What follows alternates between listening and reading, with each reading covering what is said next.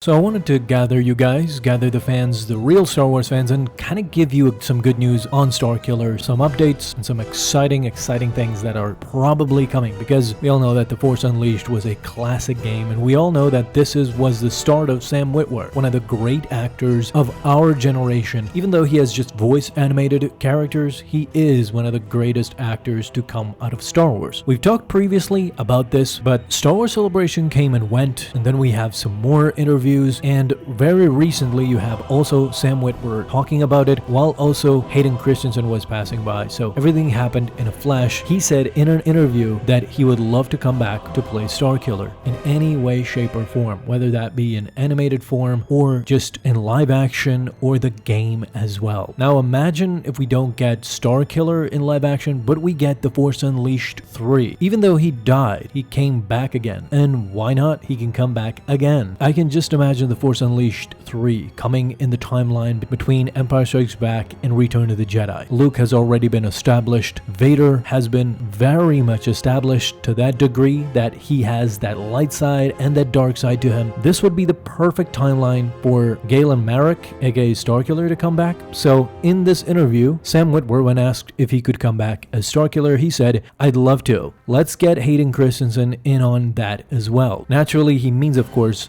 Vader. So from the mouth of Sam Witwer himself, not only is he ingratiating himself into returning back, but also Hayden Christensen. We know that Hayden already has played Darth Vader in the Obi-Wan series, so now he could play it in the Starkiller series as well, even in a Force Unleashed 3. Then he went on to say, it's a fantastic character, and I think the reason he's interesting is that he spends the whole first half of his story making terrible mistakes, and then he spends the second half of the story trying to undo those same mistakes piece by piece. I think it's really compelling, so yeah, if they want me to do a remake or any kind of continuation, I'd shave my head in a second and I would do it. Don't you just love hearing that from Sam Witwer? I mean, he's already busy with Maul Shadowlord that's coming in 2026.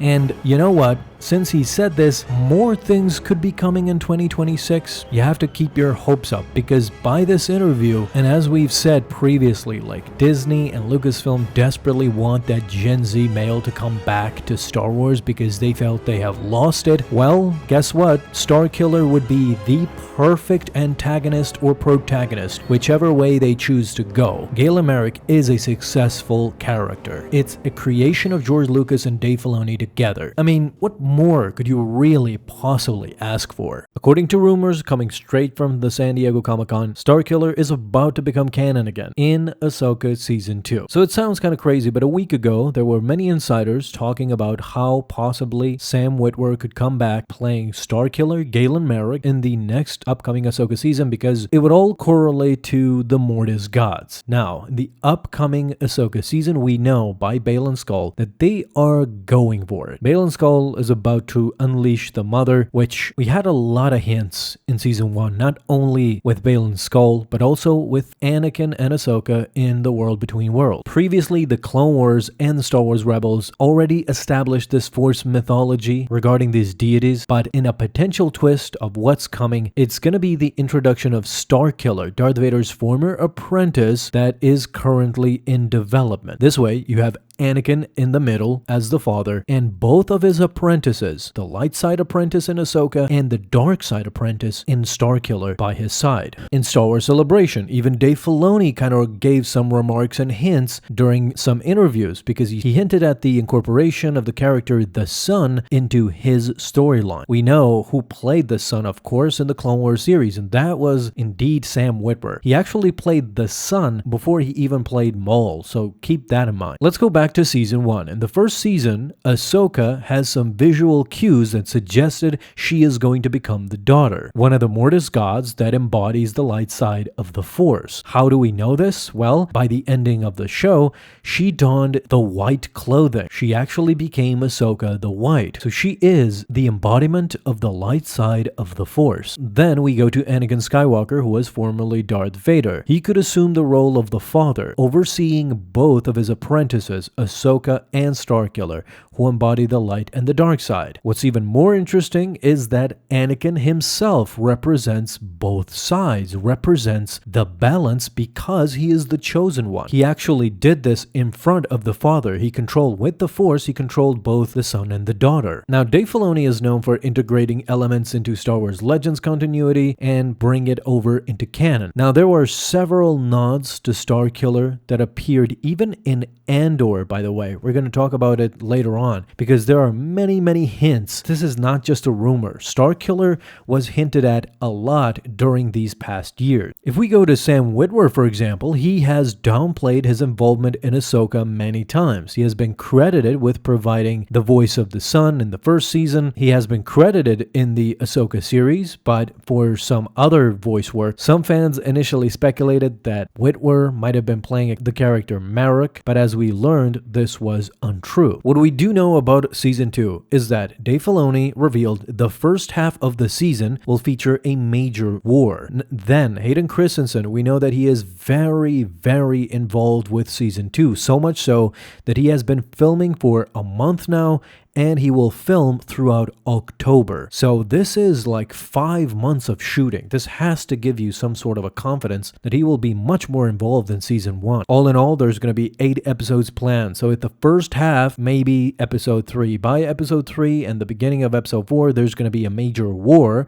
We know that because Thrawn is now back into the main universe, into the main galaxy. Ezra Bridger is too. So they will probably fight. But back here, back on Peridia, Ahsoka is alone with Anakin's Force Ghost. And now, what Baylan will release, we don't know, but we suspect it's going to be the mother. So this Mortis Gods thing could really be happening in Season 2, and this is the only way, I think, for Starkiller to legitimately, perhaps, come back into the fold. I know Dave Filoni would love that idea because he was really much involved during those times. Now let's talk about all the hints and all the Easter eggs that have hinted on Starkiller's return. Okay, so if we go by Andor Season 1, the first thing you'll notice is some hints and some Easter eggs where in Luthen's shop you can clearly see a Lord Starkiller armor fully visible, and I don't care what the excuse was. I don't care if it's a Utapau armor, ancient armor. I don't care about that. It was indicated specifically because of Starkiller. That armor is irrefutable evidence that it's an Easter egg from Force Unleashed video game. Sam Witwer coming back as Galen Merrick. Again, no downside to this whatsoever. Sam Witwer is a Star Wars genius, is a Star Wars maniac, as we've seen countless times. That dude deserves to be in Star Wars, in the Star Wars Hall of Fame. Whether he comes back as Maul, we've discussed in a video that I want Maul to be back in this new universe where everything is being jumbled up with the Avengers of Star Wars and Maul going up against Luke. A Grandmaster Luke would just be beautiful, but imagine him coming back as Starkiller. The original Sam Witwer that we first saw introduced into Star Wars media was through Force Unleashed. Before that, he was only a voice-over character, with voicing many characters, including, of course, Maul in the Clone Wars. Around that same time, through the Clone Wars, the Force Unleashed was unleashed as well to the fans. And Sam Witwer has just been a legend ever since. He hasn't taken a step back at all. And just like Ahmed Best, just like we pleaded with Disney and Lucasfilm to bring Ahmed Best back, to forget all that controversy with Jar Jar and everything. And now Ahmed Best loves, and the fans love Ahmed Best. Everybody's in concurrence that Ahmed Best needs to be in Star Wars, whether as Kelleran Beck or as Jar Jar, we don't care. We just want Ahmed Best into Star Wars, and I think the same sentiment is present for Sam Witwer too. It will always be there. So Disney, listen to the fans. It's just that simple. Alright, so in this Starkiller TV series, Vader, of course, is the main antagonist. Now, I'm not saying copy the video games beat by beat. This would suggest that many fans would know what happens, but the main elements should be there because of the Vader connection. Starkiller doesn't exist without Vader, and Vader has that side that would never be shown without Starkiller. So they both kind of coexist. But this way, we would get the best out of two worlds. We would love to see Starkiller evolve as a character in this TV show, but at the same time, we get more Vader, and that's never been a loss for Star Wars. The guy literally saved Rogue One. Rogue One was a good movie, not a great movie. That was probably because Disney kind of panicked. We saw with Andor, when they let them free, Andor was a great series. That's how it was supposed to be. The movie was supposed to be. But in the end, we saw that Vader scene, whether you like it or not, whether you agree with it or not, it was amazing, and it still lives on to this day. That's because fans crave more Darth Vader. Darth Vader, as the antagonist of this show, he is a quiet antagonist. He doesn't hunt down Galen Marek from the jump. It's a process. As we see episode by episode, Vader gets frustrated more and more with Galen Marek as he slips through his fingers and joins the Jedi, and this is how the series evolves into the finale, which should be amazing. So, let's go through our next talking point. Season 1 ends with a Starkiller Vader duel, and the rebels in the end help him escape. Now, what can I say about this? This is the ending of The Force Unleashed 1.